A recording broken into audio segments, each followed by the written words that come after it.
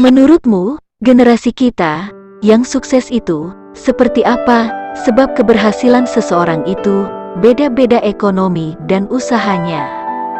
Menurutku, yang gampang aja menilainya, contoh sederhana saja, kita melihat dari orang tuanya, sebab sering kita dengar peribahasa, pohon pisang takkan jauh dari anaknya, artinya, kita melihat kesuksesan orang tuanya.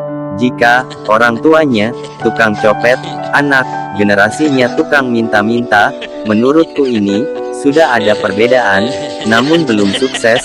Kalau generasi yang seperti ini tidak berhati-hati, saya khawatir bisa seperti orang tuanya, jadi tukang copet. Namun lain cerita, apabila anak ini mampu untuk memberi, tidak mau minta-minta lagi, saya rasa inilah generasi anak bangsa yang sukses itu. Jadi, tolak ukur untuk kesuksesan para generasi itu harus dilihat dari kemampuan dan profesi orang tuanya dulu. Seperti itulah caraku menilai tolak ukur generasi yang sukses itu. Ini pemahaman orang-orang tua-tua dulu di ranah Minang yang pernah aku pahami sebelum merantau ke tanah Jawa. Wah, ini menarik kita bahas. Kamu belajar pemahaman ini sama orang tua-tua di Minangkabau.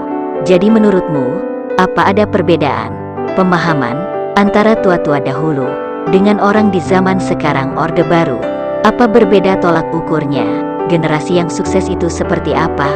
Pemahamanmu ini, saya rasa menarik. Coba kamu ceritakan, kamu jelaskan. Sepertinya ada perbedaan penilaian tolak ukur generasi orang sukses itu. Baiklah, aku akan menjelaskan. Orang tua-tua dulu itu, pemikirannya tidak mau memaksakan kehendak yang jauh di luar kemampuannya. Contohnya juga sederhana, jika dia seorang petani, dia berharap anaknya tidak jadi petani. Kalau dari tolak ukur penghasilan, jadi petani itu setiap ada panen kita dapat hasil, dapat uang. Kalau harapannya terhadap anaknya, bagaimana cara kamu bisa menghasilkan uang tiap hari? Harapannya sederhana, melebihi sedikit dari kemampuannya. Kita sebagai generasi di waktu itu, bisa berpikir, berjuang, berusaha. Jika mampu melebihi sedikit dari kemampuan orang tua, itu kita sudah dianggap sukses, kita sudah termasuk generasi orang hebat. Namun lain cerita di zaman Orde Baru sekarang. Wah, ternyata di zaman dahulu itu sederhana. Contoh generasi yang sukses itu ya. Kalau di zaman sekarang, yang saya lihat, terlalu memaksakan kehendak. Mungkin saja itu bisa terjadi kalau daya pikir anak generasinya jenius hebat. Sering juga kita lihat kisah nyata, ada anak tukang becak jadi sarjana, jadi dokter, jadi pejabat tinggi. Ada juga anak petani jadi pejabat, jadi dokter, jadi pengacara. Itu kalau ada kemampuan anak generasi yang jenius, daya pikirnya hebat. Mungkin yang seperti itu sudah anugerah ilahi. Lalu bagaimana yang kamu lihat?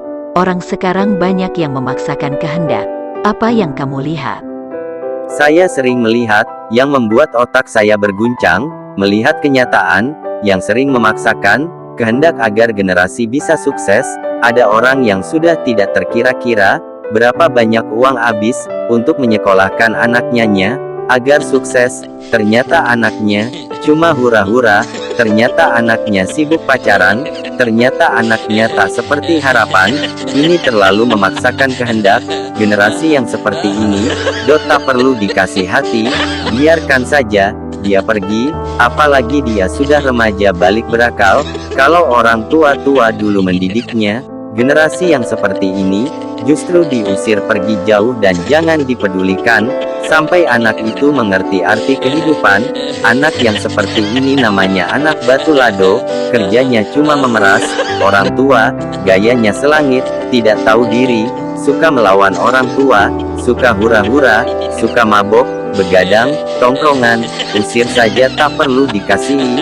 Jika dia sudah remaja balik berakal, jika kita kasih hati, yang dia tahu cuma minta dan meminta memeras orang tua. Saya rasa generasi yang seperti ini tak ada yang sukses, sebab orang tuanya kaya, anak orang kaya, jarang yang sukses. Kalau toh nyatanya dia serba punya, tapi hasil dari orang tua, hasil dari bantu-bantu orang tua, yang seperti ini di Minang itu belumlah orang sukses yang alami. Wah, bener juga ya. Kalau toh nyatanya bisa hidup cukup, serba ada, tapi cuma dari hasil warisan, dari hasil bantu-bantu orang tua.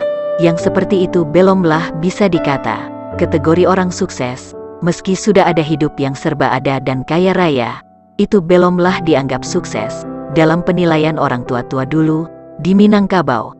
Bagaimana menurut kamu? Silahkan berkomentar jika ada yang tidak sependapat dengan pemahaman ini. Lalu seperti apa orang sukses menurut pemahaman di channel Lubuak Carito ini? Coba kamu jelaskan.